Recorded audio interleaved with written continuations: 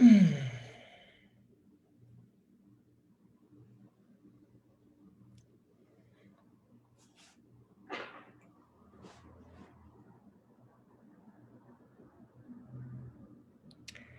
everybody. Hello,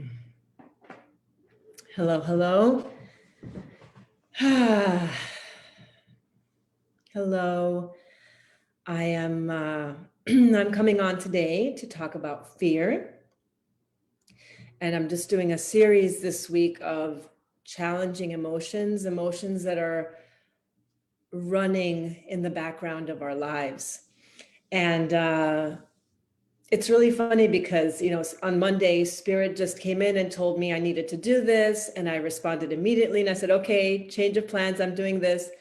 And what I found is that as I talk about each emotion, I've been feeling each emotion. So I was feeling on Monday, I had been feeling rage and anger. And then on Monday, that's what I talked about. Monday night, I was feeling grief. I spoke about grief on Tuesday. And then this morning, I was feeling fear. And I'm talking about fear today. So everything is in alignment, in divine order. So, hi, Dan. Hi, Maria. So, I wanted to make it the distinction between, when people talk about spiritual fear versus when I talk about, fear in the body. And yes, there's people talk about decisions are made either from a place of fear or love.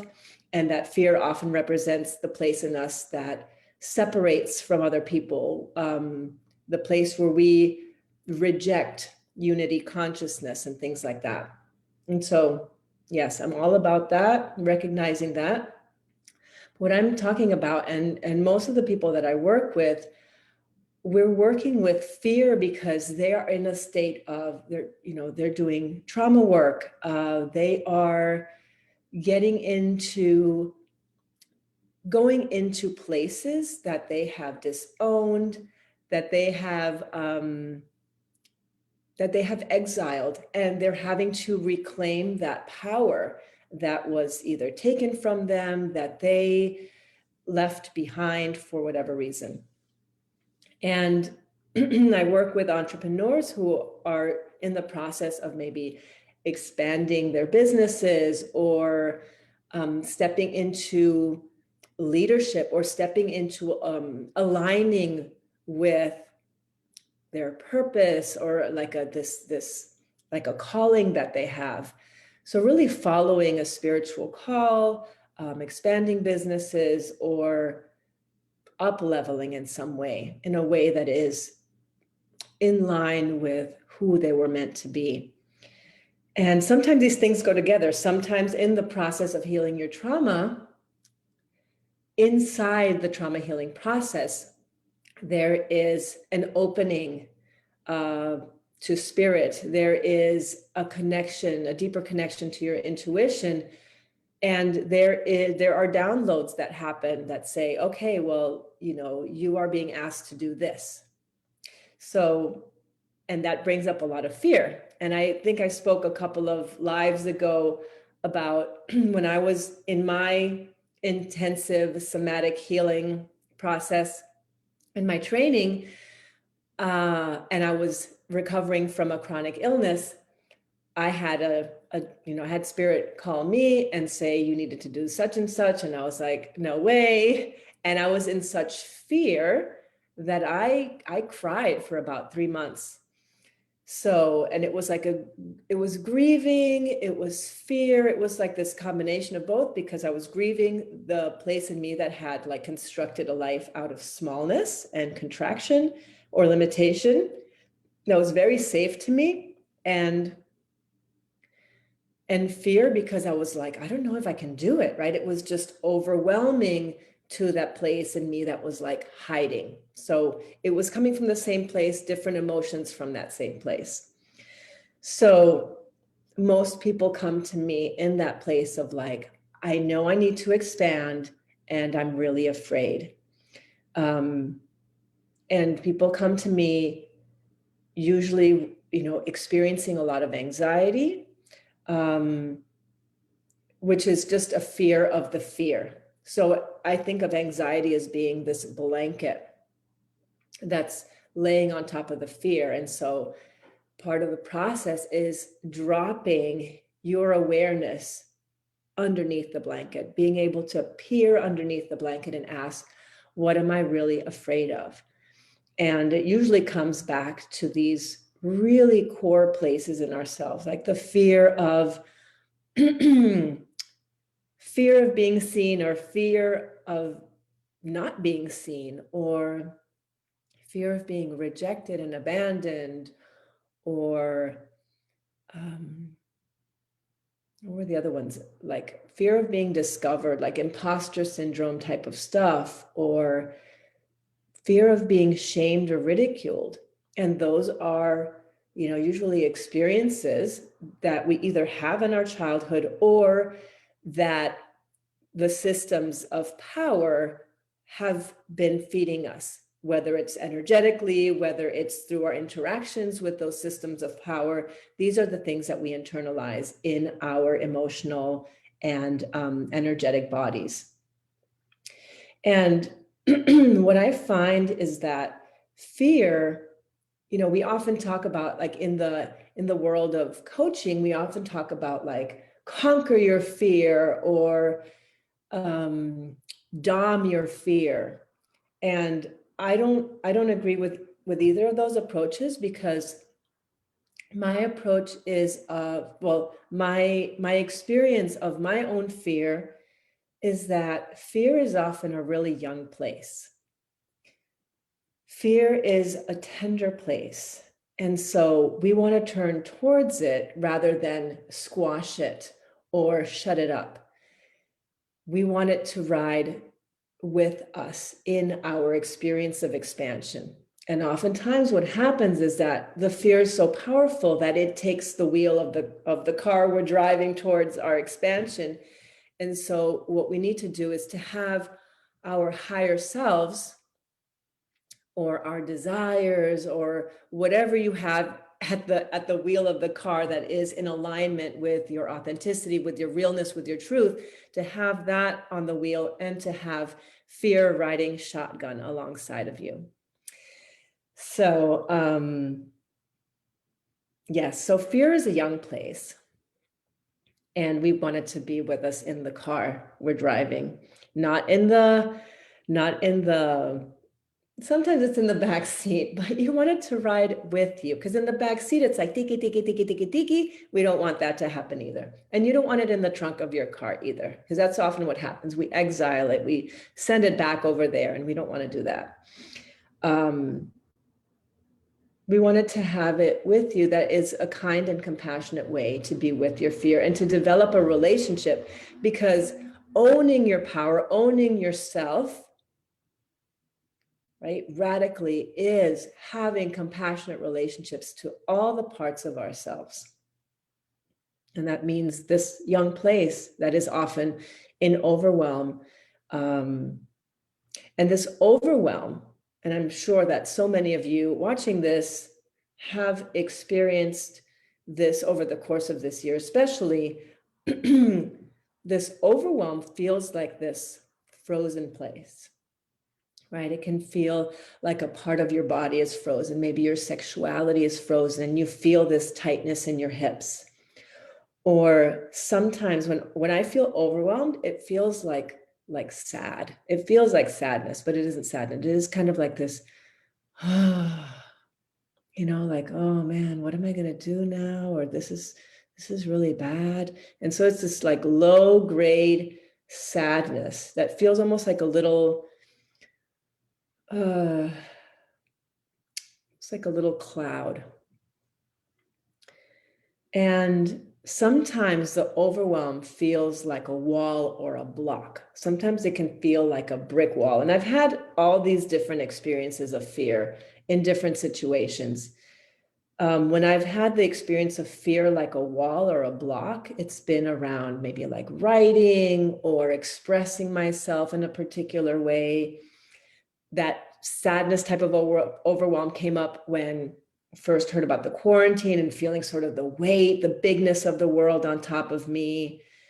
And frozen has been in moments where we're doing a really deep process and feeling like, boom, I'm hitting into this really frightened place before I break through. So one thing that I really want you to know about fear today is that fear is meant to be felt, right? You want to feel like you want to actually go into the fear and to have a little bit of, to have a relationship with that too, right? A relationship that is welcoming and that is not like running away from the fear. So you want to turn again towards the fear, get curious about it and see what it's trying to tell you. What is it afraid of? What does it want? So, you know, when you go into the fear and when you let yourself move through it, there is this miracle that happens. And the miracle is that once you've felt it, your body has the experience of having moved through it. And what that means is that your body registers that experience, and that when it comes up again, your body is just less afraid because your nervous system had the experience of moving through and now it's done. It's been quote unquote conquered. And so this is really amazing because when you feel the fear, your nervous system it just widens. It's just, you've just made more space, right? You've built capacity to feel the fear. Sorry.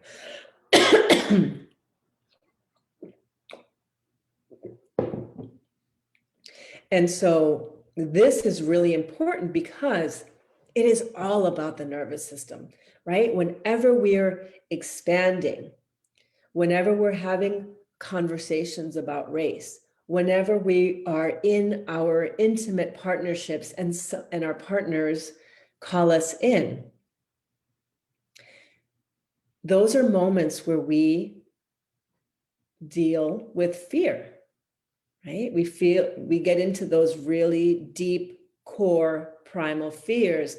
And when you have more capacity in your nervous system, you can hold bigger space for those conversations. If you are a healer, you can hold bigger space for other people bringing their fear to you, right? So this is why it is important to be with fear, to have a relationship with fear that is compassion-based and welcoming. So now I'm going to talk about releasing fear. So oftentimes when I am with people who are experiencing their fear, right, who are in a fear place, the body wants to release this. This is also a way to downregulate your nervous system, which is how that capacity is built. So letting down can often look like just letting yourself cry, letting yourself have it out. And, tears are like this, like holy water of your body, because it is a beautiful release. It is a natural way to release all sorts of wonderful chemicals in your body that calm, right? That activate your parasympathetic nervous system. And there's also the shaking and releasing of, a moment where you experienced fear. So, talk about this all the time. In the wild, animals don't experience PTSD because they learn to tremor and shake, right? Shake trauma cycles or adrenaline cycles, rather, out of the body. And as humans, we learn to control our bodies with our minds. And we learn that that's not appropriate. We're socialized and conditioned not to make those movements. But shaking and releasing is a really natural, wonderful way for your body to release stress, trauma, and fear. And actually, like, I'm shaking right now because I'm woke up this morning feeling a lot of fear, and then having the cameras on me just makes me feel it a little bit more. And I am shaking. So I'm just going to let myself shake right now. And I want to tell you a quick story about my youngest daughter. I think it was about 3 years ago. I accidentally surprised her. I accidentally scared her. And I sort of walked into her room and said, "Hi." And I saw her whole body ripple from her feet to her head. There was this like, and it was just a moment, almost like a lightning strike. And that was a release that she felt in the moment because she was completely open to feeling it. It was totally spontaneous. So we are capable of letting fear just simply move through us, and boom, it's done. But we brace, we hold, and often because we're not taught to let things move through easily, or we grew up in families where, things were chronically fearful, or it wasn't a welcoming environment, we learn to hold fear in our body, and we contract around it, and we sort of structure our bodies around this fear. So the invitation, if you're feeling fearful, is to get curious about it, to let yourself with a safe person, or maybe in a safe moment, maybe with some blankets around you. A weighted blanket is really helpful to help you feel contained and safe. Let yourself feel the fear. You can also journal about your fear. That's also a helpful way of releasing. You can shake and tremor the way I'm doing it right now. I have trauma release exercises as part of my, in my YouTube channel, Revolutionary Romper Reglas.